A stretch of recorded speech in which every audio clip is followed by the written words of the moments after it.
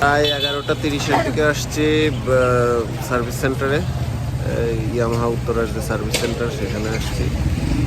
তো এখন 2:30 মতো বাজে। সার্ভিস সেন্টারে থেকে বাইক নিয়ে চলে যাচ্ছি। প্রথমে তারা সার্ভিসিং করলো, তারপরে ওয়াশ করলো, এটা আবার ক্লিন করে দিল। এখন এই যে বাইক ওয়াশ করার পরে সুন্দর ক্লিন। বৃষ্টির মধ্যে এই কারণে হচ্ছে বেশি কাদা লেগে যাচ্ছে, তাই ভাবলাম আজকে অফ ডে আমার, ওয়াশ করে নিয়ে যাচ্ছি।